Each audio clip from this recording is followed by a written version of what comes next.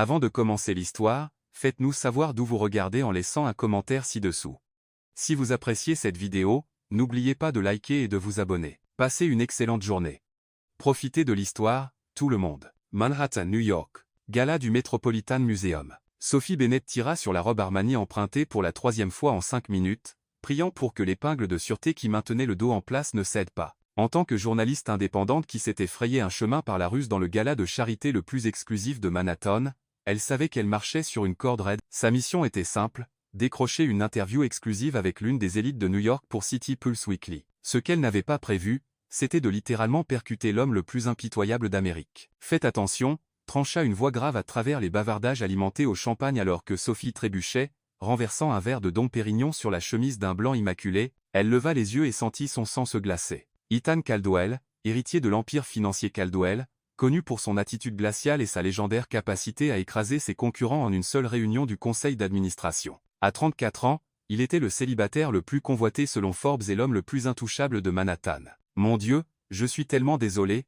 balbutia Sophie, attrapant des serviettes de cocktail et tamponnant frénétiquement la tâche. « C'était un accident, je le jure. » Les yeux bleus acier d'Ethan la scrutèrent avec une précision chirurgicale, notant tout, de son sac à main visiblement de seconde main à la robe de créateur qui n'était clairement pas à sa taille. « Vous n'êtes pas à votre place ici, » dit-il calmement, sa voix empreinte d'une certitude absolue. C'est alors que Sophie la vit. De l'autre côté du sol en marbre, Isabella Thornton, la rédactrice en chef surnommée la Reine de Glace, qui avait licencié Sophie de Elite Manhattan de manière spectaculaire, glissait vers eux avec son sourire prédateur caractéristique. Derrière elle, les chroniqueurs de potins les plus féroces de Manhattan suivaient. La panique serra la gorge de Sophie. Si Isabella la reconnaissait, non seulement son article serait fichu, mais ce serait un suicide professionnel. Isabella s'assurait que Sophie ne travaille plus jamais dans le journalisme. « S'il vous plaît », murmura Sophie, ses doigts agrippant le bras d'Ethan. « Faites juste semblant de me connaître pendant 5 minutes. » Ethan haussa un sourcil sombre, visiblement intrigué par son audace. « Sophie, quelle délicieuse surprise », dit la voix d'Isabella, dégoulinante d'une fausse douceur. « Je n'avais aucune idée que des gens de votre calibre recevaient des invitations à des événements comme celui-ci. » Les mondaines à proximité gloussèrent derrière leur flûte de champagne, et Sophie sentit la chaleur envahir ses joues. C'était maintenant ou jamais. « En fait, » dit Sophie en relevant le menton et glissant son bras dans celui d'Ethan, « je suis ici avec mon fiancé. » Le silence qui suivit aurait pu briser du cristal. Le visage botoxé d'Isabella blêmit. « Fiancé » demanda-t-elle. « Oui » poursuivit Sophie, son cœur battant à tout rompre alors qu'elle sentait Ethan se raidir à ses côtés. « Ethan et moi sommes ensemble depuis des mois. N'est-ce pas, chérie ?» 300 paires d'yeux se tournèrent vers eux. Les téléphones portables apparurent comme par magie. Sophie pouvait sentir le poids du regard d'Ethan perçant le côté de sa tête, mais il n'y avait plus de retour en arrière possible. « Est-ce vrai » demanda Isabella directement à Ethan. Sa voix trahissant à peine son choc. Ethan Caldwell, l'homme qui n'avait jamais été photographié 2 fois avec la même femme, qui traitait les relations amoureuses comme des oppas hostiles, baissa les yeux sur Sophie. Pendant une seconde terrifiante, elle vit quelque chose briller dans ses yeux bleus. De l'amusement, de l'intérêt, c'est vrai, dit-il, sa voix résonnant dans la salle de bal soudainement silencieuse. Et puis, sous le souffle collectif de l'élite de Manhattan, il attira Sophie plus près de lui et déposa un baiser sur sa tempe. « Sophie est ma fiancée. » La salle explosa. Les téléphones vibraient avec des appels entrants. Les flashs des appareils photo éclatèrent comme des feux d'artifice de paparazzi. Et Sophie Bennett, journaliste indépendante fauchée avec $47 sur son compte en banque, se retrouva fiancée à l'homme le plus puissant et dangereux de New York. Mon Dieu, Isabella Thornton avait l'air d'avoir avalé un scorpion vivant. Eh bien, parvint-elle à articuler, la voix étranglée, « Félicitations ». Alors que la foule se pressait plus près, avide de détails, la main d'Ethan trouva le creux du dos de Sophie, son toucher était chaud, possessif, et envoya une décharge électrique inattendue le long de sa colonne vertébrale. « Souris, chérie », murmura-t-il à son oreille, son souffle la faisant frissonner. « Tu voulais jouer dans la cour des grands. Bienvenue dans le jeu. » Sophie afficha son plus beau sourire alors que des dizaines des personnes les plus influentes de Manhattan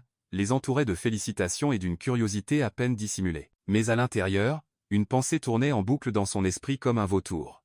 Dans quoi me suis-je embarqué? Comme s'il lisait dans ses pensées, la prise d'étain sur sa taille se resserra légèrement. Lorsqu'elle leva les yeux vers lui, son expression était indéchiffrable, mais il y avait définitivement quelque chose de prédateur dans son sourire. « Ne t'inquiète pas, ma douce », dit-il assez fort pour que la foule l'entende, mais avec une intonation qui fit chavirer son estomac, « Je prends toujours grand soin de ce qui m'appartient. » Les caméras adorèrent ça. La foule en raffola, et Sophie réalisa qu'elle venait de conclure un pacte avec le diable en personne. « À toi de jouer, Caldwell », Manhattan. Le lendemain matin ressemblait à un réveil après un rêve fiévreux, sauf que les gros titres hurlant sur tous les blogs de potins et les sites d'information rendaient tout brutalement réel. La mystérieuse fiancée de Caldwell. Qui est Sophie Bennett? Sophie fixait l'écran de son ordinateur portable depuis son petit appartement à Brooklyn, son café refroidissant dans ses mains. La photo était partout. Le bras d'Ethan autour de sa taille, tous deux semblant appartenir à la même stratosphère, malgré le chaos évident du moment. Son téléphone n'arrêtait pas de sonner depuis 6h00 du matin. Journaliste, blogueur, cousin éloigné qu'elle n'avait pas vu depuis le lycée. Elle l'avait mis en mode avion une heure plus tôt, mais le bourdonnement constant contre sa table de nuit la rendait folle. Un coup sec à sa porte la fit sursauter. Sophie Bennett, la voix était nette, professionnelle, décidément coûteuse. Monsieur Caldwell nous envoie. À travers le Judas, elle vit deux hommes en costume qui coûtaient probablement plus cher que son loyer et une femme avec un iPad qui semblait capable de diriger un petit pays. Service de sécurité. L'estomac de Sophie s'énoua. Elle entr'ouvrit la porte et se retrouva face à face avec la femme, qui se présenta comme Olivia Grant, l'assistante exécutive d'Ethan. Monsieur Caldwell demande votre présence immédiate à son bureau, dit Olivia, son sourire poli mais tranchant comme un rasoir. Une voiture vous attend en bas. Je peux prendre le métro. J'ai bien peur que ce ne soit plus une option. Olivia désigna la fenêtre d'un ongle parfaitement manucuré. Sophie jeta un coup d'œil à travers ses stores et retint son souffle. Au moins 15 paparazzis étaient campés devant son immeuble, leur téléobjectif scintillant au soleil matinal. Oh mince, en effet, allons-y. 30 minutes plus tard, Sophie se retrouva dans l'ascenseur de la Caldwell Tower, montant aux 52 étages. Ses paumes étaient moites, et elle lissait sans cesse son seul blasé correct, une pièce marine achetée chez Banana Republic 3 ans plus tôt lors d'une période de relative aisance. Les portes de l'ascenseur s'ouvrirent sur un monde de verre, d'acier et d'intimidation pure. Le bureau d'Ethan occupait tout le coin du bâtiment, avec des fenêtres du sol au plafond offrant une vue sur Manhattan, qui coûtait probablement plus cher au mètre carré que ce que la plupart des gens gagnaient en un an. Il se tenait de dos, téléphone collé à l'oreille, parlant en phrases rapides comme l'éclair à propos de fusion, d'acquisition et d'OPA hostile. Même de dos, il dégageait une puissance qui faisait transpirer froidement les PDG du Fortune 500. Peu importe si l'accord de Tokyo tombe à l'eau, disait-il. Trouvez un autre angle. Nous avons 18 heures. Il mit fin à l'appel et se retourna. Dans la lumière crue du matin filtrant à travers ses immenses fenêtres, Sophie comprit pourquoi Ethan Caldwell était considéré comme l'un des célibataires les plus convoités d'Amérique, une mâchoire acérée qui aurait pu couper du verre, des cheveux noirs coiffés avec une perfection décontractée, et ses yeux, bleus orageux et calculateurs, comme s'il pouvait radiographier votre âme, et la trouver insuffisante. Mademoiselle Bennett, sa voix était aussi chaleureuse qu'un matin de janvier en Alaska. Asseyez-vous, je vous prie. Sophie s'installa sur le bord du fauteuil en cuir face à son bureau, se sentant comme une accusée sur le point d'entendre sa sentence. Parlons de l'éléphant dans la pièce, dit Ethan, en s'asseyant avec une grâce prédatrice. Vous avez créé une situation assez particulière. Je sais que j'ai tout gâché, lâcha Sophie. Je n'aurais pas dû. Mademoiselle Bennett, vous venez de me fournir la solution parfaite à un problème très coûteux. Sophie cligna des yeux. Pardon? Ethan ouvrit un dossier sur son bureau et le fit glisser vers elle. À l'intérieur se trouvaient des documents financiers, des contrats juridiques et ce qui ressemblait à un arbre généalogique complexe. Le testament de mon grand-père stipule que je dois être marié avant mon 35e anniversaire pour hériter du contrôle total de Caldwell Holdings. C'est dans 8 mois. Sont-on été factuel? Comme s'il discutait de projections trimestrielles, le conseil d'administration me presse de choisir une épouse convenable parmi leur liste préapprouvée. La mâchoire de Sophie s'affaissa. Vous n'êtes pas sérieux. Je ne plaisante jamais sur les affaires, mademoiselle Bennett. Me marier est une affaire. Il se leva et marcha vers la fenêtre, main jointe dans le dos. Vous avez besoin d'argent. Nos vérifications montrent des cartes de crédit à leur limite et 3 mois de loyer en retard. J'ai besoin d'une épouse. Temporairement. C'est complètement insensé. Vraiment? Ethan se retourna vers elle, et pendant une fraction de seconde, elle perçut quelque chose d'humain dans son expression. Vous êtes déjà ma fausse fiancée aux yeux de l'opinion publique. Les médias s'en donnent à cœur joie.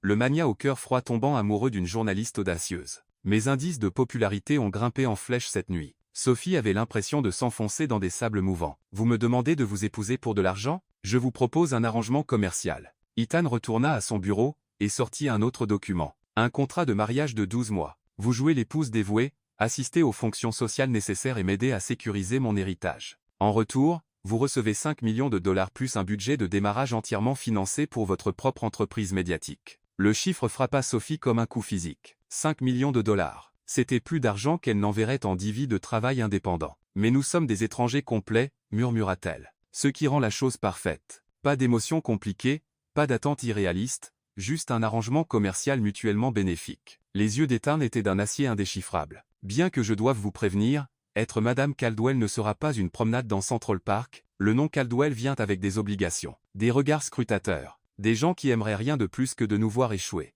Sophie fixa le contrat comme s'il allait la mordre. C'était fou, complètement, totalement insensé. Elle vivrait un mensonge avec un homme qui la regardait comme une option boursière particulièrement intéressante. Mais 5 millions de dollars? J'ai besoin de temps pour réfléchir, dit-elle enfin. Vous avez jusqu'à ce soir. Ethan jeta un coup d'œil à sa Rolex. Il y a une vente aux enchères caritatives au Plaza. La moitié des puissants de Manhattan y seront, y compris tous les chroniqueurs de potins de la côte Est. Si vous n'y êtes pas en tant que ma fiancée, je dirai simplement à tout le monde que la nuit dernière était un malentendu causé par trop de champagne. Vos 15 minutes de gloire seront terminées. La menace fut prononcée avec un sourire, mais Sophie l'entendit clairement. Et s'y accepte. Pour la première fois depuis qu'elle était entrée dans son bureau, l'expression d'Ethan s'adoucit légèrement. Alors, vous feriez mieux de vous préparer, Sophie Bennett, car être fiancée à moi va devenir le travail le plus compliqué de votre vie. En quittant la Caldwell Tower, la tête pleine de possibilités et de conséquences, Sophie ne pouvait se défaire de l'impression de se tenir au bord des chutes du Niagara.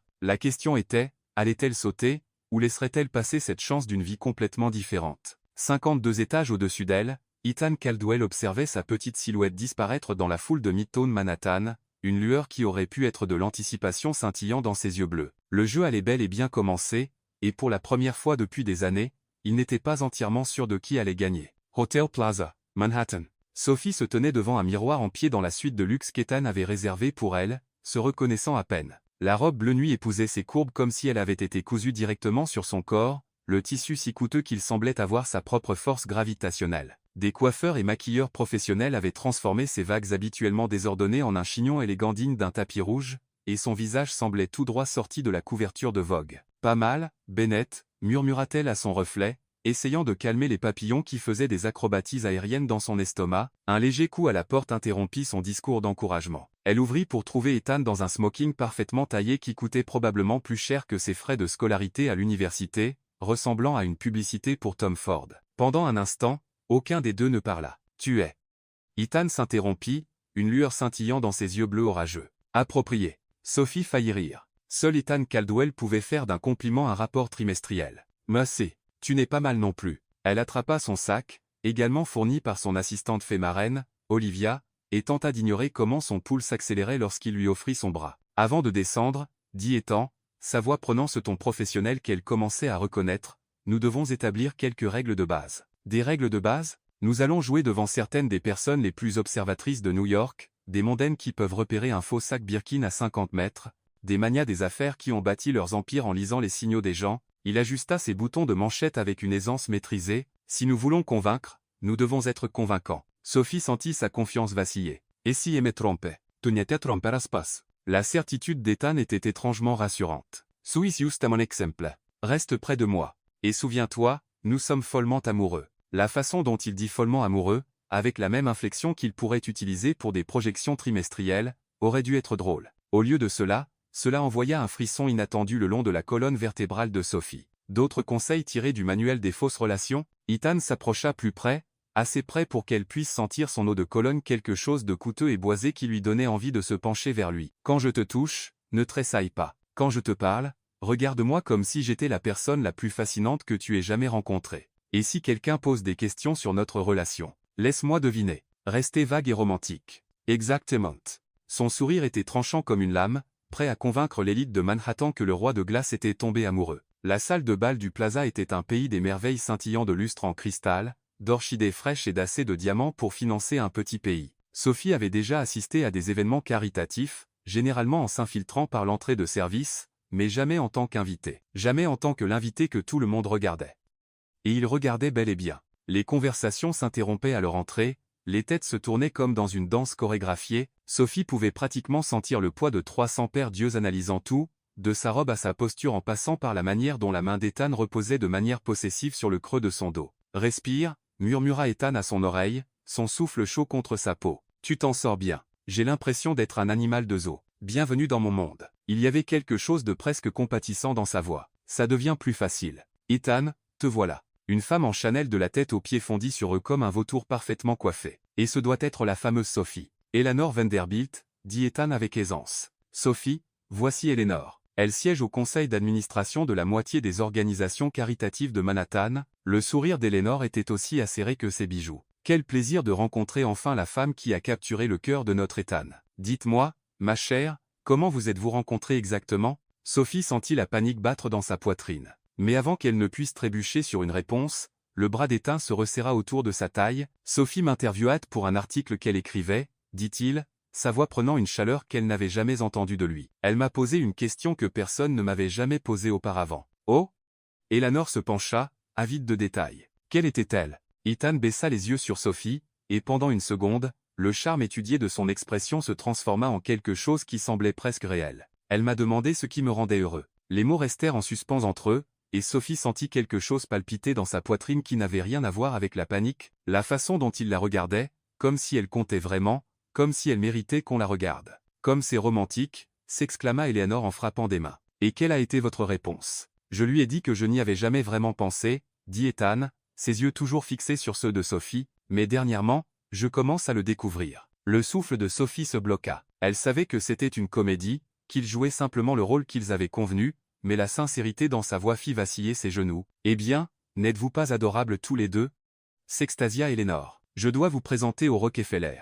Il meurt d'envie de rencontrer Sophie. Les 2 heures suivantes passèrent dans un flou d'introduction, de baisers dans l'air et de conversations soigneusement orchestrées. Sophie se surprit à trouver le rythme, la main d'Ethan dans son dos, sa guidance subtile à travers les discussions, la manière dont il l'incluait dans les conversations sur les affaires et la politique, comme si ses opinions comptaient vraiment. Tu es naturel à ça, dit-il pendant un bref moment de solitude alors qu'ils attendaient le début de la vente aux enchères. Je suis journaliste, répondit Sophie, surprise par son aisance. Lire les gens et s'adapter aux situations fait partie du métier. C'est ce que tu fais?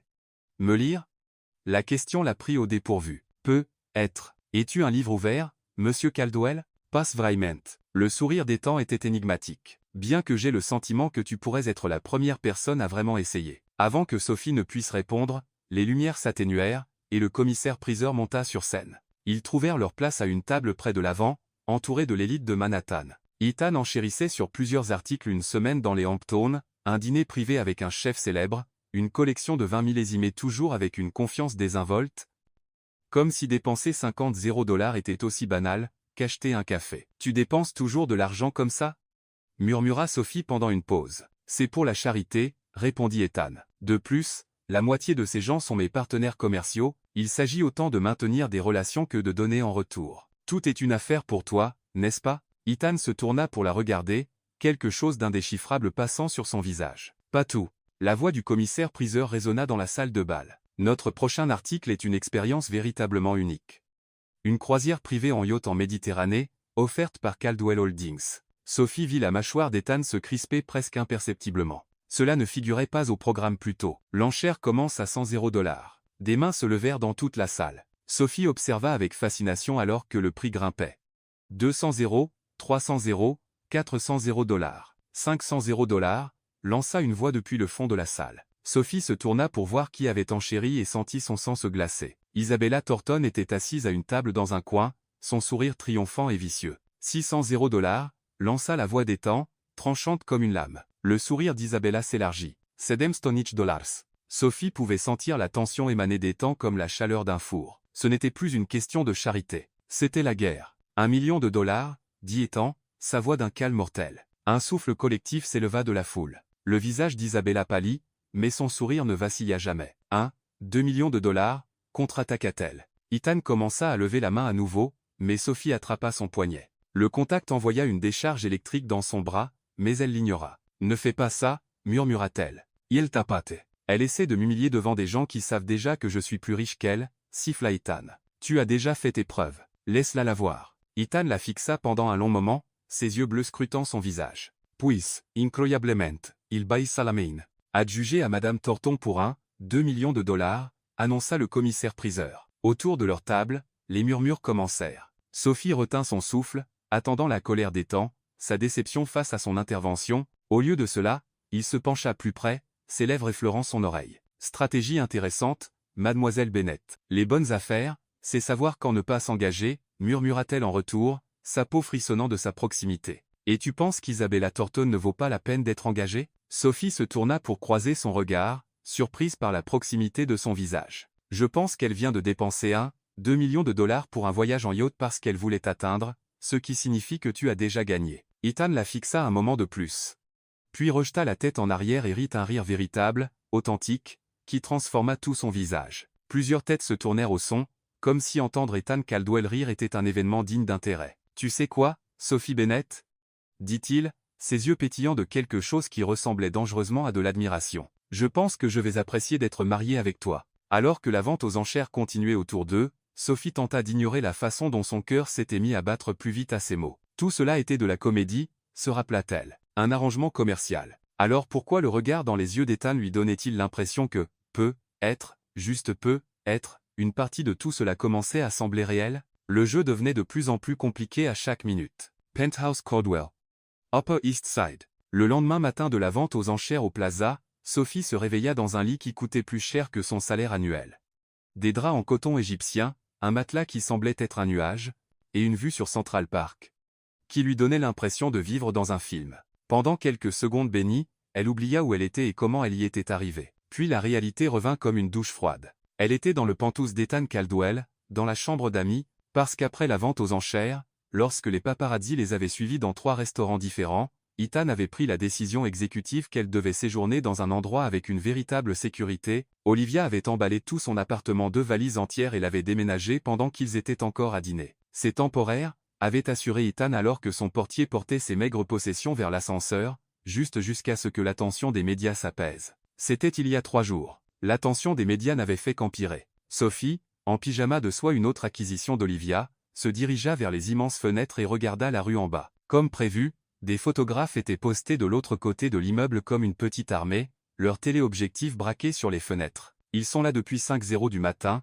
dit la voix d'Ethan derrière elle. Sophie se retourna pour le trouver appuyé contre le chambranle de la porte, déjà vêtu de ce qu'elle avait appris être son uniforme standard. Un costume parfaitement taillé, une chemise blanche impeccable, une cravate qui coûtait probablement plus cher que les mensualités de voiture de la plupart des gens. Ses cheveux noirs étaient encore légèrement humides de la douche, et elle capta une touche de cette eau de Cologne coûteuse qui hantait ses rêves. « Tu ne fais jamais la grasse matinée ?» demanda-t-elle, soudain très consciente que son pyjama consistait en un short en soie et un caraco qui laissait peu de place à l'imagination. « L'oiseau matinal attrape le verre, » dit Ethan, mais ses yeux glissèrent sur ses jambes avant de revenir à son visage. « De plus, j'ai une réunion de petit déjeuner avec le conseil dans 1 heure. Ils veulent rencontrer ma fiancée. L'estomac de Sophie Senoa. Aujourd'hui? Mais je ne suis pas prête. Olivia a laissé des vêtements appropriés dans ton placard. » L'expression d'Ethan s'adoucit légèrement. « Ne t'inquiète pas, c'est juste un petit déjeuner. Considère ça comme un entraînement pour les vrais défis à venir. » Quel vrai défi? Ethan s'approcha pour se tenir à côté d'elle à la fenêtre, assez près pour qu'elle puisse sentir la chaleur émanant de son corps. « Ma famille. » La façon dont il le dit fit courir un frisson dans le sang de Sophie. « Ta famille. Ma mère a appelé hier soir. Elle organise une fête de fiançailles ce week-end. 200 invités, couverture médiatique complète, et tous les membres de l'arbre généalogique Caldwell. » La mâchoire d'Ethan se crispa, y compris mon charmant demi-frère. Lucas. Sophie s'enfonça dans le fauteuil moelleux près de la fenêtre. Ça devient vraiment compliqué très vite. Ça empire, poursuivit Ethan, sa voix prenant cette tonalité dangereuse qu'elle commençait à reconnaître. Lucas essaie de saper ma position auprès du conseil depuis des années. Il voit nos fiançailles comme une opportunité en or pour prouver que je ne suis pas assez stable pour diriger l'entreprise. Qu'est-ce que ça signifie pour nous? Ethan se tourna pour lui faire face pleinement, ses yeux bleus intenses. Ça signifie que nous devons être parfaits. Pas seulement convaincants, parfaits. Une seule erreur, un seul moment où nous ne semblons pas totalement dévoués l'un à l'autre, et Lucas bondira. Sophie sentit le poids de ce qu'il faisait s'installer sur ses épaules comme une couverture de plomb. Peut-être que c'était une erreur. Peut-être qu'on devrait tout annuler. Non.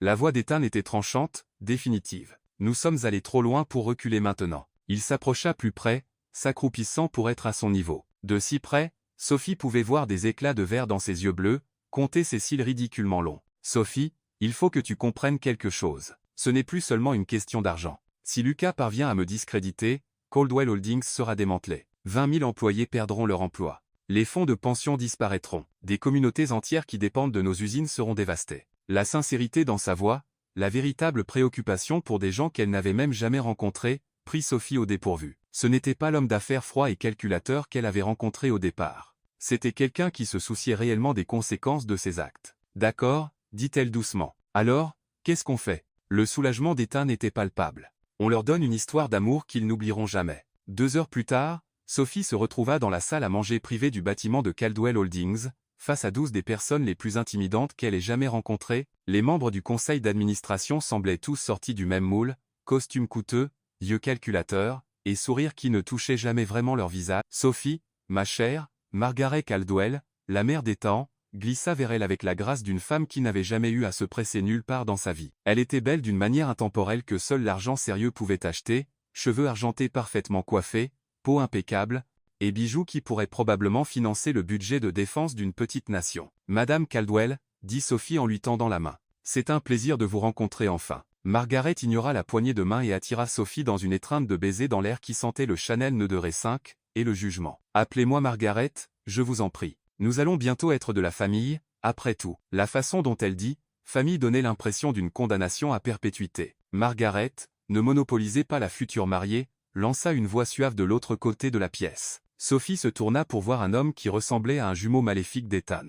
Même cheveux noirs, mêmes yeux bleus, mais là où le visage d'Ethan était tout en angle vif et intensité contrôlée, les traits de cet homme étaient plus doux, plus conventionnellement séduisants, son sourire était chaleureux et accueillant d'une manière qui mit immédiatement Sophie sur ses gardes. Lucas Caldwell, dit-il en tendant la main avec un charme exercé. Le demi-frère égaré. J'ai tellement entendu parler de vous, Sophie. Tout de positif, j'espère, répondit Sophie en lui serrant la main, essayant de ne pas grimacer sous sa poigne. Oh, absolument. Bien que je doive admettre, je suis curieux de savoir comment vous vous êtes vraiment rencontrés. Ethan a été remarquablement vague sur les détails. La pièce devint silencieuse. Sophie pouvait sentir tous les regards braqués sur elle, attendant sa réponse. Son esprit s'emballa, cherchant quelque chose de plausible. C'était pour un article de profil sur les célibataires les plus convoités de New York, dit-elle, le mensonge coulant de sa langue avec une aisance surprenante. Évidemment, il n'a jamais été publié une fois qu'Ethan et moi avons commencé à sortir ensemble. Éthique professionnelle oblige. Comme c'est admirablement intègre, dit Lucas,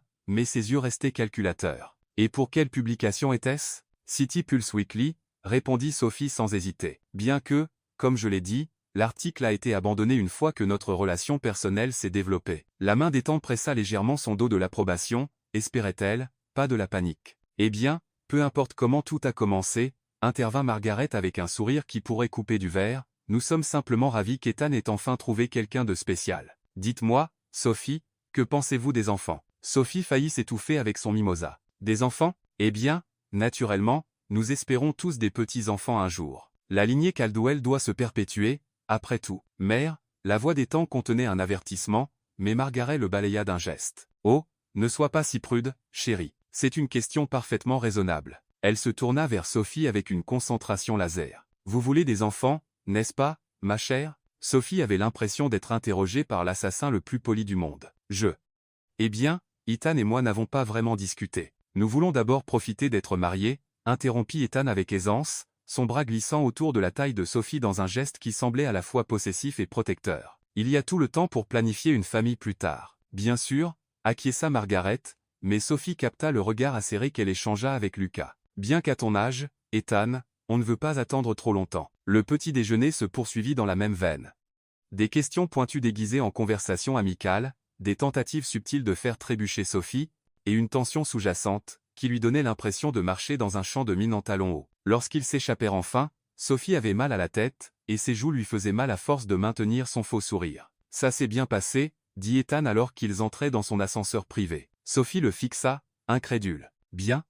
Ton demi-frère menait pratiquement un interrogatoire, et ta mère m'a interrogé sur mes projets de reproduction avant que j'aie fini mon café. Bienvenue dans la dynamique familiale Caldwell, dit Ethan sèchement. Lucas essaie de trouver des saletés sur moi depuis qu'il avait 12 ans et que j'ai hérité de la plus grande part de l'héritage de notre grand-père. Et ma mère, eh bien, elle veut bien faire, mais la subtilité n'a jamais été son fort. C'est insensé, dit Sophie en s'appuyant contre la paroi de l'ascenseur. Comment sommes-nous censés duper ces gens pendant toute une année? De la même manière que nous les avons dupés ce matin, répondit Ethan en s'approchant, en étant une équipe. Quelque chose dans sa voix fit lever les yeux à Sophie. Il se tenait maintenant juste devant elle, une main appuyée contre le mur près de sa tête. L'ascenseur semblait soudain très petit et très chaud. Sophie, dit-il doucement, je sais que ce n'est pas ce pourquoi tu as signé. Je sais que c'est plus dur que ce que nous avions prévu. Ethan, laisse-moi finir. Sa main libre vint caresser sa joue, son pouce effleurant sa peau dans un geste si doux qu'il coupa le souffle de Sophie. Tu as été incroyable là, dedans, rapide à réagir,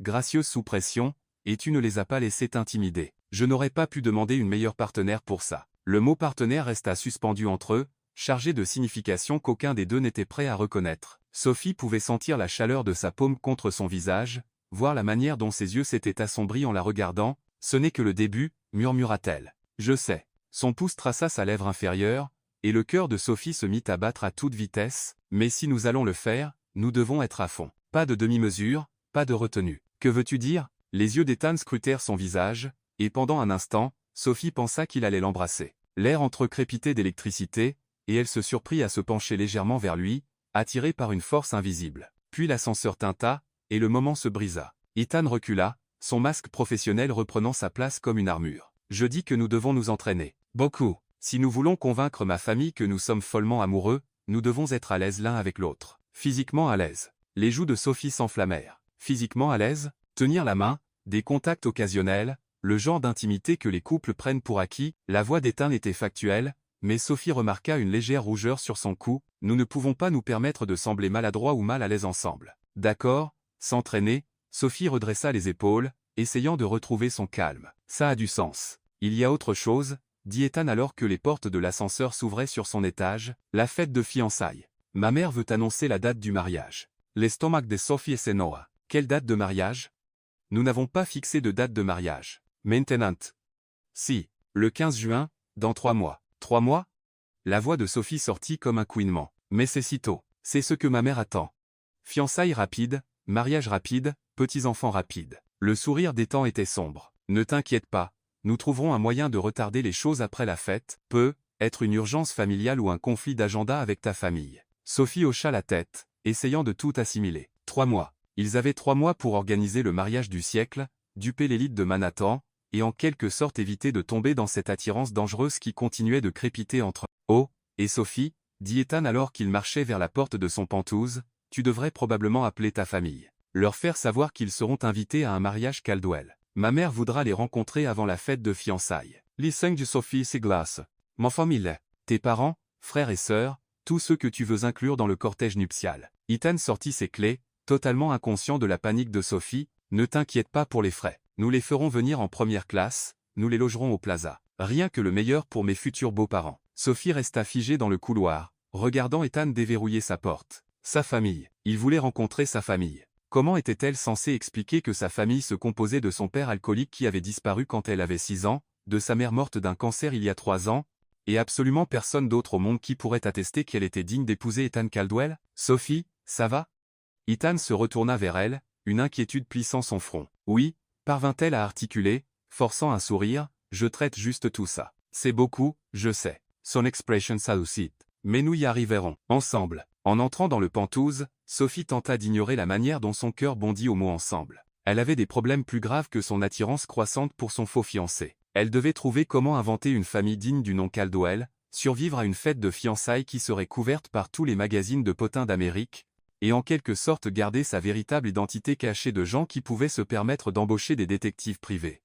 Pour découvrir ce qu'elle avait mangé au petit déjeuner, en 3e année, et elle devait faire tout cela en prétendant être follement amoureuse d'un homme qui commençait à lui faire oublier que tout cela était une comédie. Le jeu devenait plus dangereux de jour en jour. Et Sophie commençait à réaliser que son cœur pourrait être la victime ultime. Penthouse Caldwell et les Hamptons. Sophie se tenait dans le bureau d'Ethan à 2h du matin, fixant un tableau blanc couvert de ses tentatives de plus en plus désespérées de construire une famille fictive. Elle avait dessiné des arbres généalogiques, écrit des histoires, et même créé de faux profils sur les réseaux sociaux. Rien ne semblait assez crédible pour duper la machine d'investigation, Caldwell. Option 1, parent mort dans un accident de voiture, marmonna-t-elle, effaçant le tableau pour la 4e fois. Trop tragique. Option 2. Parent missionnaire en voyage en Afrique. Trop pratique. Option 3.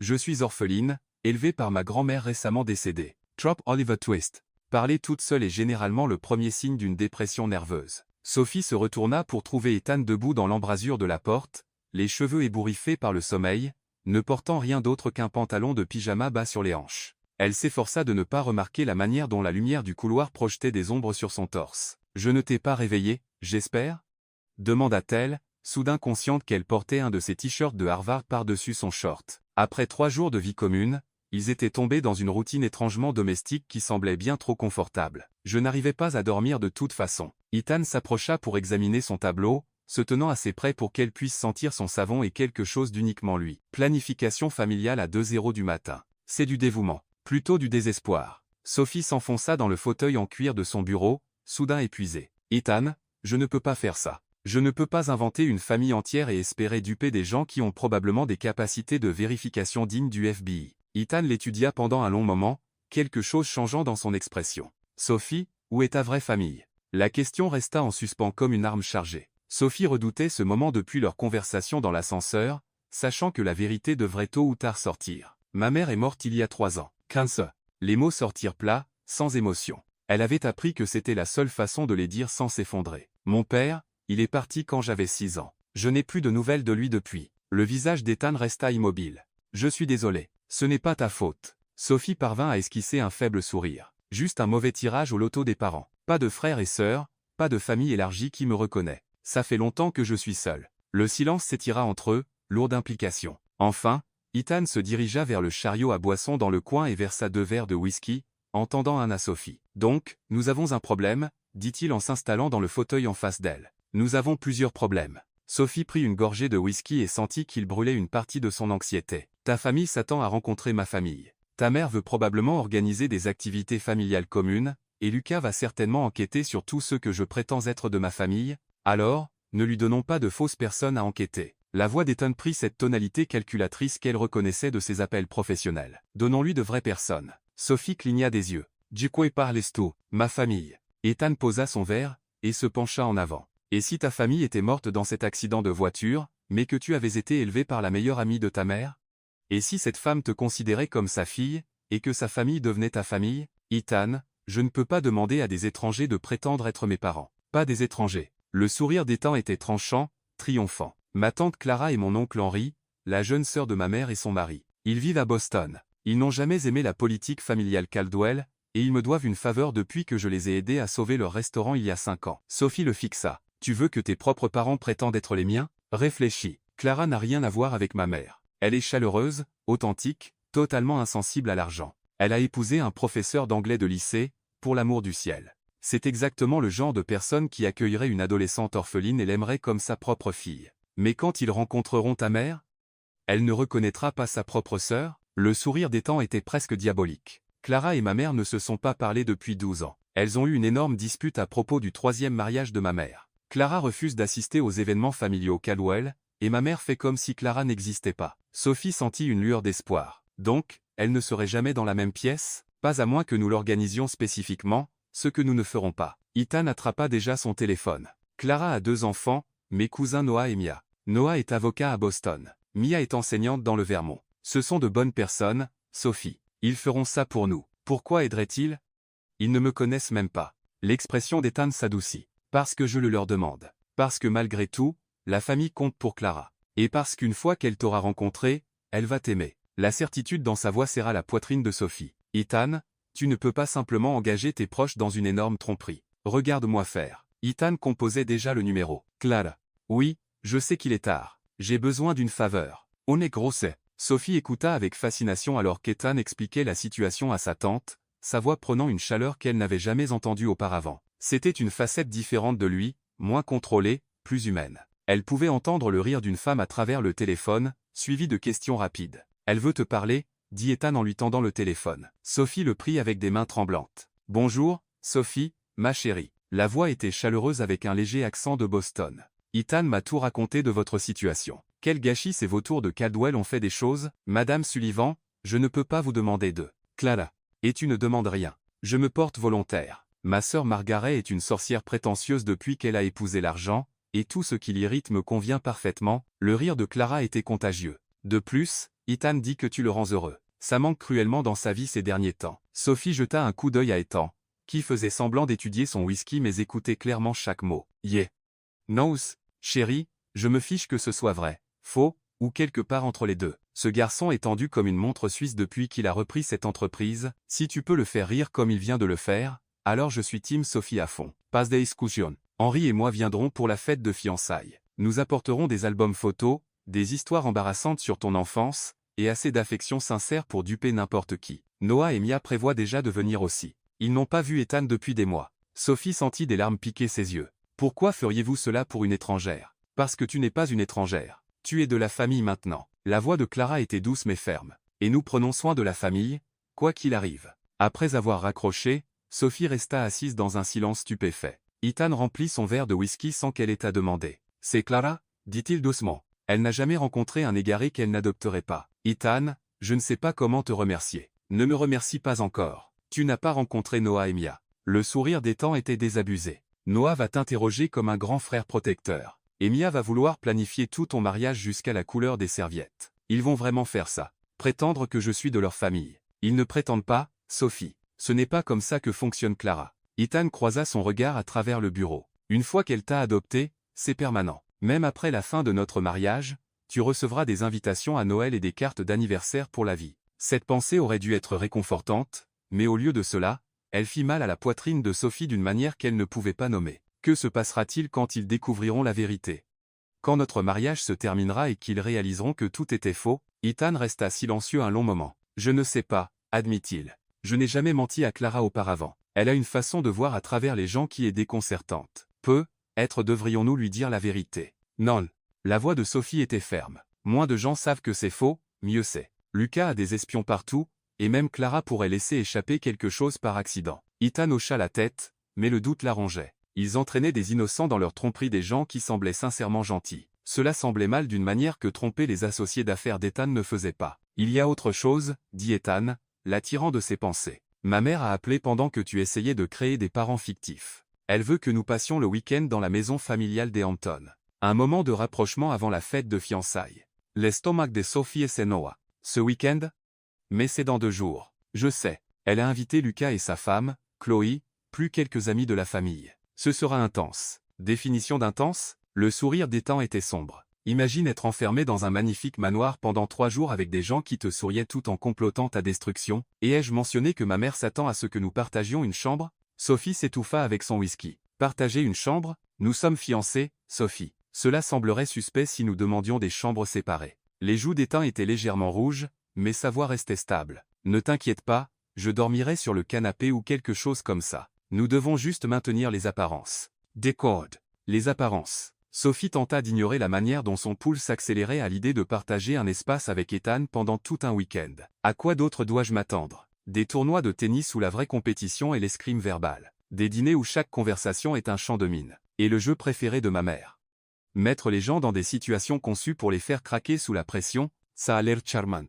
Oh, ça devient encore mieux. Lucas essaiera probablement de t'isoler à un moment donné. Il est excellent pour faire dire aux gens ce qu'ils ne veulent pas dire. Sophie redressa les épaules. Qu'il essaye. J'ai été interrogé par des trafiquants d'armes et des barons de la drogue. Je pense que je peux gérer un demi-frère arrogant. Le sourire d'Ethan était fier et quelque chose d'autre affectueux. C'est ma fille. Cette affection désinvolte envoya une chaleur dans la poitrine de Sophie. Elle se dit que cela ne signifiait rien, que c'était juste une partie de leur comédie. Mais la façon dont Ethan la regardait rendait difficile de se souvenir de ce qui était réel et ce qui était une performance. Nous devrions probablement nous entraîner, dit-elle, essayant de retrouver un peu d'équilibre. Nous entraîner à quoi? À être un couple. Si nous partageons une chambre et passons le week-end avec ta famille, nous devons être à l'aise avec l'intimité occasionnelle. Sophie se leva, faisant les 100 pas pour cacher sa nervosité. Tenir la main, des contacts occasionnels, le genre de choses que les vrais couples font sans réfléchir. Ethan la regarda faire les 100 pas, son expression indéchiffrable. « Tu as raison, nous devrions nous entraîner. »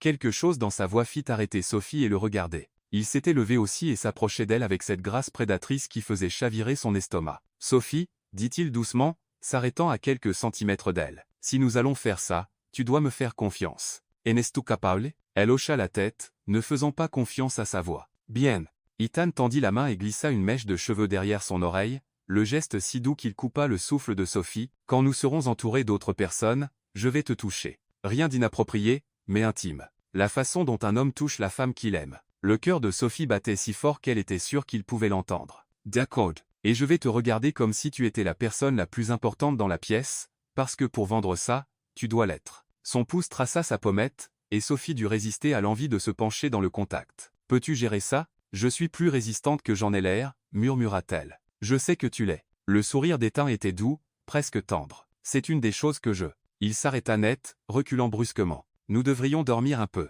Longue journée demain. » Sophie hocha la tête, mais elle ne pouvait se défaire de l'impression qu'il avait été sur le point de dire quelque chose d'important. Quelque chose qui aurait pu tout changer entre eux. « Ethan, appela-t-elle alors qu'il atteignait la porte. Oui, ta tante Clara, elle semble merveilleuse. Le sourire d'Ethan était sincère, sans retenue. Elle est. Tu vas la orer, Sophie. Et te lleva a orer. Alors que Sophie le regardait disparaître dans le couloir, elle tenta d'ignorer la voix dans sa tête qui murmurait « C'est peu, être ça, le problème. Peu, être que être aimé par la famille d'Ethan, être accueilli et accepté, rendrait d'autant plus difficile de partir quand leur année serait terminée. Peu, être que certaines lignes, une fois franchies, ne pouvaient pas être retracées. » Le lendemain matin, Sophie se réveilla avec l'odeur du café et du bacon. Elle trouva Ethan dans la cuisine, déjà habillé pour le travail, lisant quelque chose sur sa tablette tout en gérant ce qui semblait être un petit déjeuner complet. « Tu cuisines » demanda-t-elle, impressionnée malgré elle. « Clara m'a appris quand j'avais 12 ans. Elle disait qu'aucun de ses neveux ne grandirait incapable de se débrouiller en cuisine. » Ethan leva les yeux avec un sourire. « Œufs brouillés, bacon, fruits frais, et Olivia apportera des vêtements appropriés pour les Hamptons plus tard ce matin. » Sophie se versa du café dans une machine qui coûtait probablement plus cher que sa vieille voiture. Des vêtements appropriés, pense prépi décontracté avec des étiquettes de designer, robe d'été pour la journée, tenue de cocktail pour le soir, quelque chose de sportif pour le tennis. Le téléphone d'Ethan vibra, et il fronça les sourcils en regardant l'écran. « À propos, joues-tu au tennis? Est-ce que frapper une balle contre le mur du gymnase de mon lycée compte? On te mettra en débutante. Lucas est compétitif en tout, donc perdre contre toi l'irriterait plus que si tu étais bonne. » Sophie commençait à comprendre le jeu d'échecs qu'était la dynamique familiale Caldwell. Chaque mouvement était calculé, chaque interaction une bataille pour la position. « Ethan, dit-elle prudemment, que se passe-t-il si je gâche tout? Si je dis la mauvaise chose ou si je ne peux pas suivre toutes les subtilités et la politique ?» Ethan posa sa tablette et lui accorda toute son attention. « Tu ne gâcheras rien. »« Moi c'est. » Sophie. Il contourna l'îlot de cuisine pour se tenir devant elle, ses mains se posant sur ses épaules. « Tu t'es infiltré dans un gala de charité, tu as convaincu l'élite de Manhattan que tu y avais ta place, et tu as géré l'interrogatoire de ma mère comme une pro.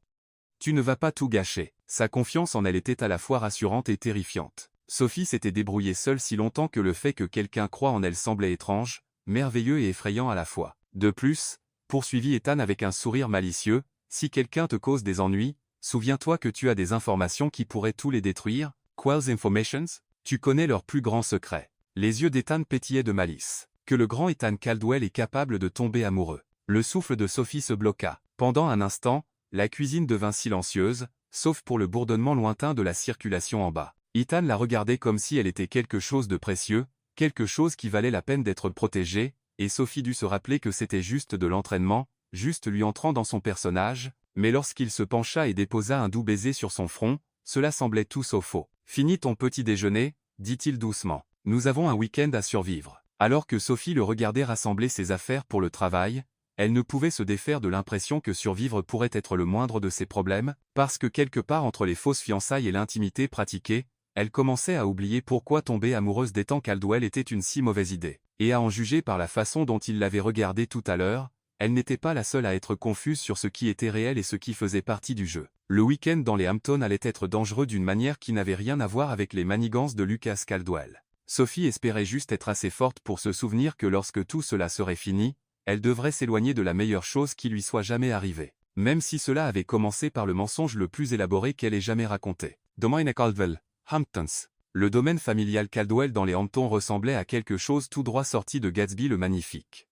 Des pelouses tentaculaires descendant jusqu'à une plage privée, une maison principale qui pourrait accueillir une petite armée, et assez de luxe pour rendre la royauté jalouse. Sophie pressa son nez contre la vitre de la Tesla d'Ethan alors qu'il remontait l'allée circulaire, essayant de ne pas écarquiller les yeux comme une touriste. « Respire, » dit Ethan doucement, sa main trouvant la sienne sur ses genoux. « Souviens-toi, tu es à ta place ici. Tu es ma fiancée, et je t'ai choisi. Cela te rend digne de tout cela. » Sophie serra ses doigts, reconnaissante pour l'encre de son toucher. Au cours de la semaine passée, ils avaient pratiqué l'intimité occasionnelle jusqu'à ce qu'elle semble presque naturelle, tenir la main, de brefs baisers, la façon dont il posait sa main dans le creux de son dos lorsqu'il marchait. Mais maintenant, face à la réalité de 3 jours avec sa famille, tout semblait monumentalement plus compliqué. « Voilà Lucas, » dit Ethan sombrement alors qu'il s'arrêtait. Sophie vit un homme qui ressemblait à un frère plus joli et plus doux d'Ethan, debout sur les marches de l'entrée avec une femme blonde qui aurait pu sortir d'une couverture de magazine. Tous deux souriaient, mais il y avait quelque chose de prédateur dans l'expression de Lucas qui fit frissonner Sophie. « Et voici Chloé, sa femme, »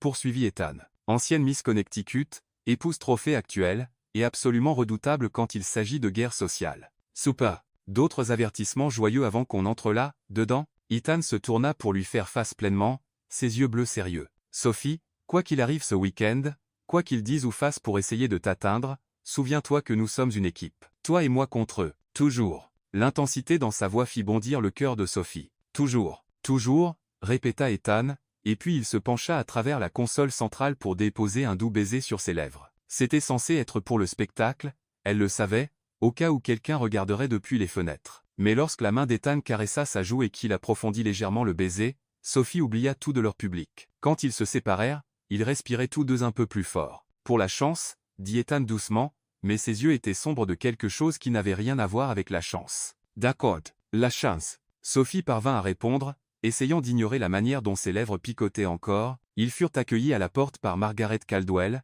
qui enveloppa Sophie dans une étreinte qui ressemblait plus à une revendication territoriale qu'à un accueil. Sophie, ma chère, vous êtes absolument radieuse. N'est-elle pas radieuse, Lucas? Lucas s'avança avec son sourire de politicien, prenant la main de Sophie et la tenant une fraction de seconde trop longtemps. Radieuse, en effet. Sophie, vous êtes encore plus belle que ne le suggéraient les photos. Merci, répondit Sophie, se rapprochant instinctivement du côté d'Ethan. Quelque chose chez Lucas lui donnait envie de prendre une douche. Et voici ma femme, Chloé, poursuivit Lucas, désignant la vision blonde à ses côtés. Le sourire de Chloé était parfaitement calibré et totalement froid. Sophie, je suis tellement excité de rencontrer enfin la femme qui a dompté notre Ethan. Vous devez me révéler tous vos secrets. Pas de secrets, dit Sophie avec un rire qui semblait plus naturel qu'elle ne le ressentait. Juste de la chance, je suppose. Oh, je doute que la chance y soit pour quelque chose, dit Chloé, ses yeux bleus calculateurs. Une femme ne capture pas Ethan Caldwell sans un plan très précis. La pique fut délivrée avec une telle douceur qu'il fallut un moment à Sophie pour réaliser qu'elle avait été insultée. Avant qu'elle ne puisse répondre, le bras d'Ethan se resserra autour de sa taille. Le seul plan de Sophie était de m'interviewer pour un magazine, dit-il avec aisance. Tout le reste, c'était juste de la chimie. La façon dont il dit chimie, basse et intime, fit rougir les joues de Sophie. Du coin de l'œil, elle vit Margaret et Lucas échanger un regard. Eh bien, dit Margaret Raymond, installons-vous. Je vous ai mis dans la chambre bleue. Elle a la vue la plus romantique sur l'eau. Alors qu'on les conduisait à travers la maison, Sophie s'efforça de ne pas écarquiller les yeux devant l'art de qualité muséale, les meubles anciens, l'opulence désinvolte qui parlait de générations de richesse. C'était le monde des temps, se rappela-t-elle. C'était ce qui semblait normal pour lui. La chambre bleue était époustouflante, une suite d'angles avec des portes-fenêtres s'ouvrant sur un balcon privé donnant sur l'océan. Le lit était massif, drapé de soie qui coûtait probablement plus cher que le loyer annuel de Sophie. J'espère que vous serez à l'aise, dit Margaret, ses yeux perçants observant la réaction de Sophie. Ethan a toujours aimé cette chambre. Tant de souvenirs d'enfance ici. Après que Margaret les eut laissés seuls, Sophie et Ethan restèrent dans un silence gênant, la réalité de leur situation prenant tout son sens. Ils allaient partager cette chambre, ce lit, pendant 3 nuits. Soudain, toute leur séance d'entraînement semblait désespérément inadéquate. Je peux dormir sur le canapé, dit Ethan doucement, désignant le coin salon près des fenêtres. Ne sois pas ridicule. Ce canapé est plus petit que toi. Sophie tenta de paraître décontractée, mature. Nous sommes tous les deux adultes. Nous pouvons partager un lit sans.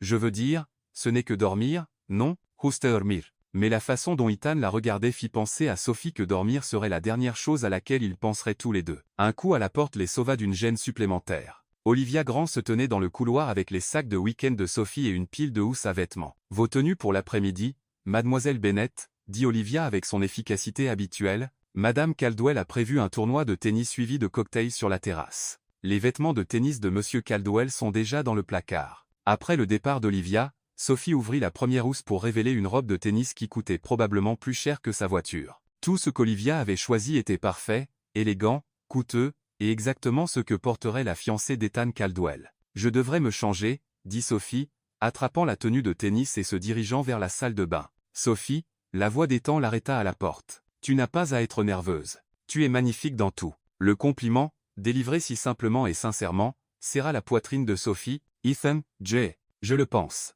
Il s'approcha, sa main venant toucher sa joue. Tu vas être incroyable ce week-end.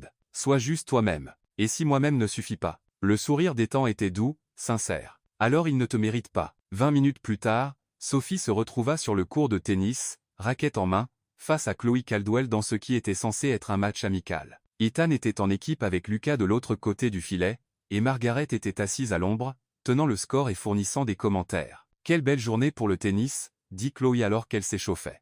Ethan m'a dit que vous êtes relativement nouvelle dans ce sport. Très nouvelle, admit Sophie, ratant complètement son premier service d'entraînement. Oh, ne vous inquiétez pas. Le sourire de Chloé était tranchant comme un rasoir. Nous irons doucement avec vous, n'est-ce pas, Lucas? Le sourire de retour de Lucas était tout aussi prédateur. Binzoa, nous ne voudrions pas embarrasser la famille. La façon dont il dit famille indiquait clairement qu'il ne considérait pas Sophie comme en faisant partie. Le premier set fut un massacre. Sophie n'avait joué que 3 fois dans sa vie, et cela se voyait. Chloé et Lucas se déplaçaient sur le court comme des professionnels, plaçant les balles précisément là où Sophie ne pouvait pas les atteindre. Ethan essayait de compenser pour elle, mais même son talent ne pouvait compenser son manque total d'expérience. Ne t'inquiète pas, ma chère, lança Margaret après que Sophie eut raté un autre coup facile. Tout le monde n'est pas naturellement athlétique. Je suis sûr que tu as d'autres talents. Sophie serra les dents et tenta d'ignorer la condescendance qui suintait de la voix de Margaret. C'était une guerre psychologique déguisée en match de tennis, et elle perdait lamentablement. Sophie,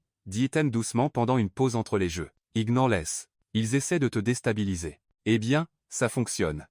Marmonna Sophie. Je te fais passer pour un idiot. Tu ne pourrais jamais me faire passer pour un idiot. La main d'Ethan trouva la sienne, la serrant doucement. D'ailleurs, j'ai une idée. Fais-moi confiance. Sophie hocha la tête, et le sourire d'Ethan devint malicieux. Lucas, lança Ethan. Et si on rendait ça plus intéressant?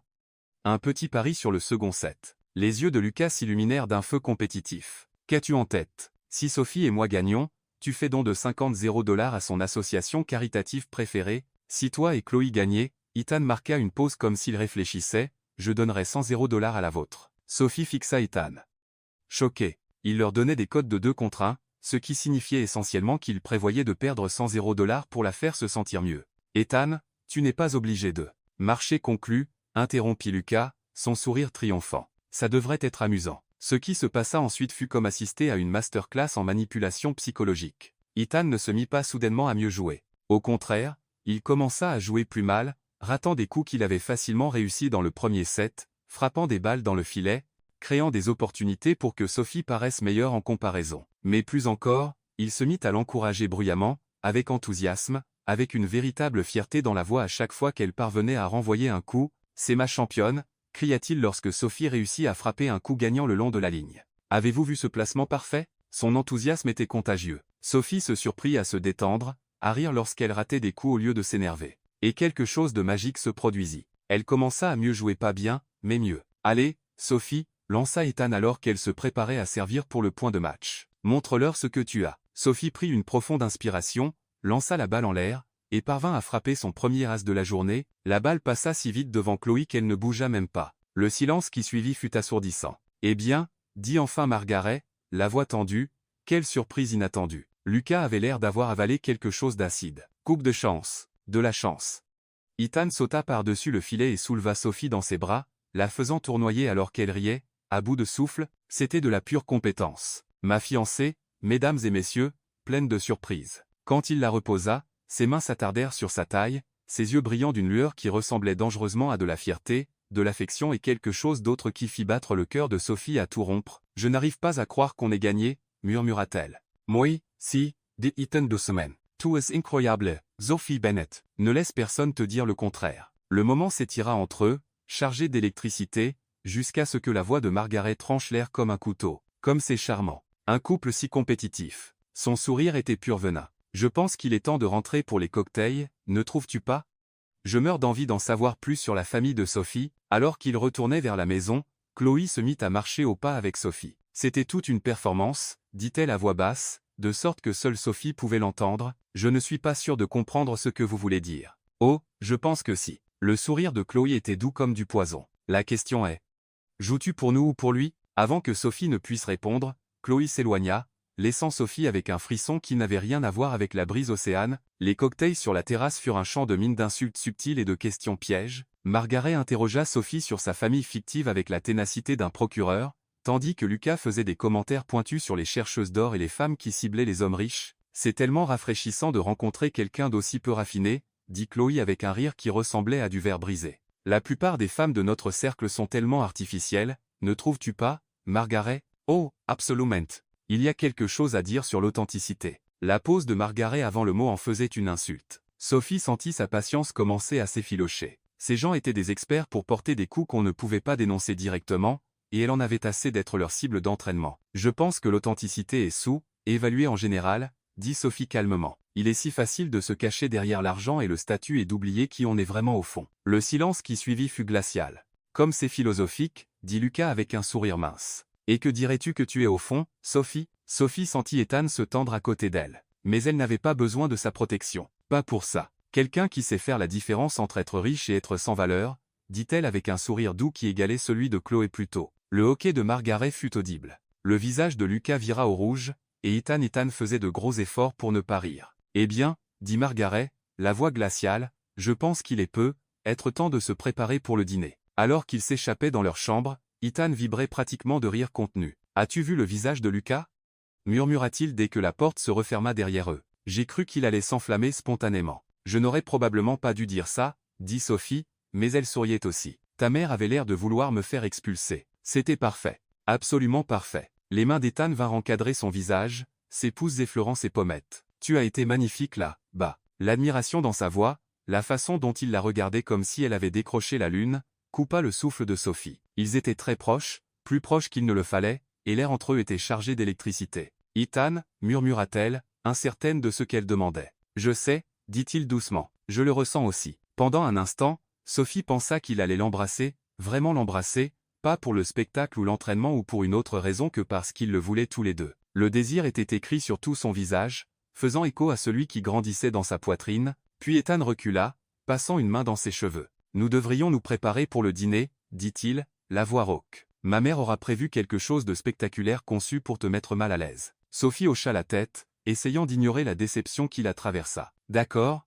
le dîner. Mais en se dirigeant vers la salle de bain pour se changer, elle ne pouvait se défaire du sentiment que quelque chose de fondamental avait changé entre eux. La ligne entre la comédie et la réalité s'estompait de jour en jour, et Sophie commençait à réaliser que son cœur ne se souciait pas de la différence. Le dîner fut, comme prévu, une session de torture soigneusement orchestrée. Margaret avait invité plusieurs amis de la famille, des mondains de vieille fortune qui regardaient Sophie comme un insecte fascinant qu'ils voulaient étudier. La conversation passa de l'art à la politique puis au potin de la haute société, tous des sujets conçus pour souligner le statut d'outsidée de Sophie. Sophie, ma chère, dit une femme présentée comme Madame Langlais, que font vos parents?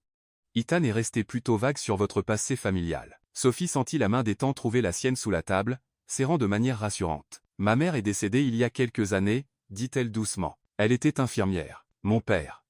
Eh bien, il n'était pas vraiment présent. Oh, comme c'est tragique, dit Madame Langlais avec une fausse sympathie. Et pas d'autres familles dont parler? En fait, dit Sophie, se souvenant de son histoire de couverture, j'ai été élevée par la meilleure amie de ma mère après son décès, Clara Sullivan. Elle et sa famille m'ont accueillie comme leur propre fille. Sullivan, réfléchit Margaret. Je ne crois pas connaître de Sullivan dans notre cercle. Ils sont de Boston, dit Sophie. Clara est mariée à un professeur d'anglais de lycée. Ce sont des gens modestes, mais merveilleux. Lucas se pencha en avant avec intérêt. Un professeur? Comme c'est pittoresque. Et ils viendront à la fête de fiançailles? Bien sûr, dit Ethan avec aisance. J'ai hâte de revoir Clara. Ça fait trop longtemps. Sophie lui lança un regard reconnaissant, mais elle pouvait voir les rouages tourner dans la tête de Lucas. Il préparait quelque chose, et elle avait le sentiment que ce ne serait pas agréable. Après le dîner, le groupe se déplaça vers la bibliothèque pour des boissons et ce que Margaret appelait une conversation intime. Sophie se retrouva coincée par Chloé pendant que les hommes discutaient affaires. Vous savez, dit Chloé sur le ton de la conversation, j'ai réfléchi à ce que vous avez dit plus tôt, sur la différence entre être riche et être sans valeur. Intéressant, ne trouvez-vous pas, comment les gens se révèlent quand ils sont en colère? Sophie sentit la chaleur monter à ses joues. Ce n'est pas ce que je voulais dire. Vraiment? Chloé s'approcha plus près, sa voix tombant à un murmure. Dites-moi, Sophie, quel est votre but final ici? Épouser Ethan vous rendra très riche, mais ça ne fera pas de vous l'une des nôtres. Nous saurons toujours que vous n'êtes pas à votre place. Être que je ne veux pas appartenir à un groupe de personnes qui pensent que l'argent les rend meilleurs que tout le monde. Le rire de Chloé était doux et vicieux. Oh, chérie, si c'était vrai, vous ne seriez pas ici. Vous ne porteriez pas une bague de fiançailles à 50 $ et ne joueriez pas à vous déguiser avec des vêtements de créateur. Elle se pencha encore plus près, son souffle chaud contre l'oreille de Sophie. Nous savons toutes les deux ce que vous êtes. La question est, Ethan le sait-il? Avant que Sophie ne puisse répondre, Chloé s'éloigna avec élégance, laissant Sophie avec l'impression d'avoir été giflée, parce que le pire, c'est que Chloé n'avait pas tout à fait tort. Sophie jouait à se déguiser, portant des vêtements qu'elle ne pouvait pas se permettre, prétendant être quelqu'un qu'elle n'était pas. La question était, pour qui jouait-elle, pour le monde ou pour elle-même? Sophie. La voix d'Ethan la tira de ses pensées en spirale. Ça va? Tu es pâle. Juste fatiguée, parvint-elle à dire. Ça a été une longue journée. Les yeux d'Ethan scrutèrent son visage, clairement sceptique, mais il n'insista pas. Tu veux prendre l'air? La plage est magnifique la nuit. Sophie hocha la tête. Désespérés de fuir l'atmosphère étouffante de la bibliothèque, ils sortirent par les portes-fenêtres et descendirent vers la plage privée, le bruit des vagues apaisant une partie de la tension dans ses épaules. Parle-moi, dit Ethan doucement alors qu'ils marchaient le long du rivage. Qu'est-ce que Chloé t'a dit? Rien que je n'ai déjà pensé moi-même, admit Sophie. Elle n'a pas tort sur certaines choses. Ethan s'arrêta de marcher et se tourna pour lui faire face. Quelle chose? Sophie regarda l'océan, rassemblant son courage. Je ne suis pas à ma place ici, Ethan, dans ce monde avec ces gens. Je joue un rôle, je porte un costume. Mais au fond, je suis toujours juste une journaliste fauchée de Brooklyn qui n'a jamais connu son père et qui a vu sa mère mourir seule. Sophie, non, laisse-moi finir. Elle se tourna pour croiser son regard, ayant besoin qu'il comprenne. Chloé m'a traité de chercheuse d'or, et peut être qu'elle a raison. Peut être que je suis ici juste pour l'argent, prétendant être quelque chose que je ne suis pas parce que c'est plus facile que d'admettre que je ne suis personne de spécial. Ethan resta silencieux un long moment, sa mâchoire serrée par ce qui semblait être de la colère. Quand il parla enfin, sa voix était basse et féroce. Tu veux savoir ce que je vois quand je te regarde, Sophie? Elle hocha la tête, ne faisant pas confiance à sa voix. Je vois une femme qui s'est infiltrée dans l'un des événements les plus exclusifs de Manhattan, armée de rien d'autre que du courage et de la détermination. Je vois quelqu'un qui a affronté l'interrogatoire de ma mère sans ciller, qui a tenu tête à Lucas et Chloé sans perdre sa grâce. Ethan s'approcha, ses mains venant encadrer son visage. Je vois quelqu'un qui m'a fait rire lors d'un match de tennis, qui m'a défié d'être meilleur que mes pires instincts, qui se soucie assez de 20 000 employés pour feindre un mariage afin de sauver leurs emplois. Les yeux de Sophie se remplirent de larmes. Ethan, je n'ai pas fini. Ses pouces essuyèrent les larmes qui commençaient à couler. Tu veux savoir la vérité? Tu es la personne la plus réelle que j'ai jamais rencontrée. Tu ne te caches pas derrière l'argent, le statut ou les noms de famille. Tu es juste Sophie, et Sophie est extraordinaire. La sincérité dans sa voix, la façon dont il la regardait comme si elle était quelque chose de précieux, brisa quelque chose dans la poitrine de Sophie. Avant qu'elle ne puisse s'arrêter, elle tendit la main pour toucher son visage, ses doigts traçant la ligne acérée de sa mâchoire. Tu ne me connais pas vraiment, murmura-t-elle. Yes I says. La voix d'Ethan était rauque, tendue. Je sais que tu me donnes envie d'être l'homme que tu penses que je suis. La confession resta suspendue entre eux comme un pont que ni l'un ni l'autre n'était sûr de devoir franchir. Sophie pouvait sentir le moment en équilibre sur le fil du rasoir. Elle pouvait sentir que ce qui se passerait ensuite changerait tout. Ethan, murmura-t-elle, incertaine si c'était un avertissement ou une supplication, je sais que c'est compliqué, dit-il doucement. Je sais que nous avons dit que c'était juste une affaire, un arrangement mutuellement bénéfique, mais Sophie, ce que je ressens pour toi ce n'est plus faux. Ça ne l'est plus depuis un moment. Le cœur de Sophie s'arrêta. Que dis-tu? Je dis que je tombe amoureux de toi fort, vite, et complètement contre toutes les règles que je me suis fixées. Le sourire d'Ethan était désabusé, autodérisoire. Je dis qu'entre le match de tennis, et te voir gérer la guerre psychologique de ma famille, j'ai cessé de prétendre être amoureux de toi, et j'ai commencé à l'être vraiment. Les mots frappèrent Sophie comme une vague déferlante. Il l'aimait. Ethan Caldwell, qui pouvait avoir n'importe qui était brillant, puissant et totalement hors de sa portée, l'aimait. Je t'aime aussi, murmura-t-elle, la confession arrachée d'un endroit profond dans sa poitrine. J'ai essayé de ne pas le faire, essayé de me souvenir que tout ça est faux, mais Ethan, je t'aime tellement que ça me fait peur. Le sourire d'Ethan était éclatant, transformateur. Vraiment?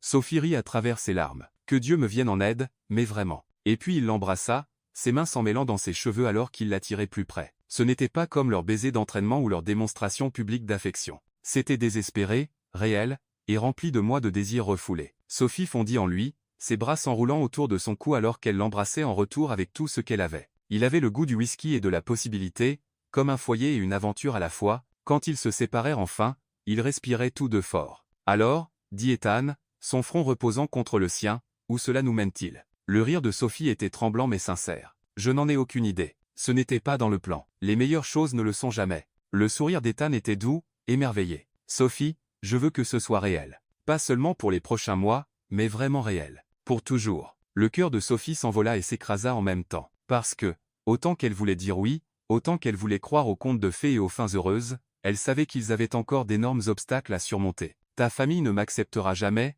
dit-elle doucement. Alors ils devront apprendre à vivre avec la déception. La voix d'Ethan était ferme, certaine. Sophie, je me fiche de ce que pense ma mère, de ce que complote Lucas ou de ce qu'écrivent les pages mondaines. Je me soucie de toi, de nous. Et quand ils découvriront nos fausses fiançailles, quand ils apprendront que tout a commencé par un mensonge? Ethan resta silencieux un moment, réfléchissant. Alors nous leur dirons la vérité, que ça a commencé comme une affaire mais que c'est devenu quelque chose de réel. Que parfois, les meilleures histoires d'amour commencent dans les circonstances les plus improbables. Sophie voulait le croire. Debout là sur la plage avec le clair de lune se reflétant sur l'eau et les bras d'Ethan autour d'elle, il semblait possible de croire aux fins heureuses. Et l'héritage? L'entreprise? Nous trouverons une solution. La confiance d'Ethan était inébranlable. Sophie, j'ai bâti un empire à partir de rien une fois. S'il faut le refaire pour être avec toi, c'est ce que je ferai. L'ampleur de ce qu'il offrait frappa Sophie comme un coup physique. Il était prêt à tout abandonner, son héritage, son entreprise, l'approbation de sa famille pour elle. Ethan, je ne peux pas te laisser faire ça. Tu ne me laisses rien faire. Je choisis de le faire. Ses mains encadrèrent son visage, l'obligeant à croiser son regard. Sophie Bennett, tu vaux plus que tout cela réuni. Tu vaux tout. Les larmes coulèrent alors, à flot, des années de solitude, d'insécurité et de sentiment de ne pas être à la hauteur balayées par sa certitude absolue. Je t'aime, sanglota-t-elle contre sa poitrine. Je t'aime tellement, je ne sais pas quoi en faire. Tu n'as rien à en faire, dit Ethan doucement, ses bras se resserrant autour d'elle. Laisse-moi juste t'aimer en retour. Laisse-moi te prouver chaque jour que tu vaux tout ce que je pourrais abandonner. Ils restèrent là sur la plage pendant un long moment, s'enlaçant alors que les vagues s'écrasaient autour de leurs pieds. Sophie sentit quelque chose s'installer dans sa poitrine, une paix qu'elle n'avait jamais connue auparavant. Pour la première fois de sa vie adulte, elle n'était pas seule. Elle ne combattait pas le monde toute seule. Elle avait Ethan.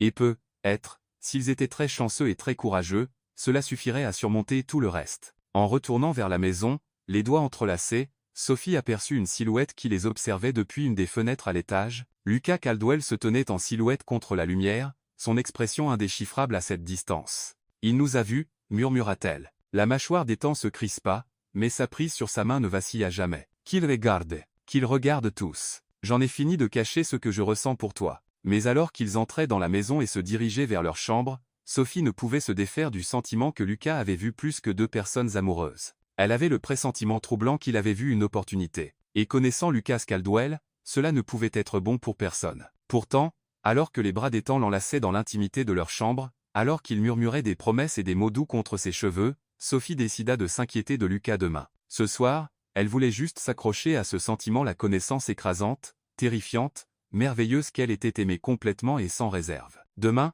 ils affronteraient les manigances que Lucas préparait. Demain, ils trouveraient comment transformer leur fausse fiançaille en un vrai mariage sans détruire tout ce pour quoi Ethan avait travaillé. Ce soir, il serait juste Sophie et Ethan, deux personnes qui s'étaient trouvées contre toute attente et qui avaient décidé que l'amour valait la peine de se battre. Alors que Sophie s'endormait dans les bras d'Ethan, elle s'autorisa à croire, pour la première fois de sa vie, qu'elle pourrait réellement obtenir son bonheur éternel. La question était de savoir si le reste du monde la laisserait le garder.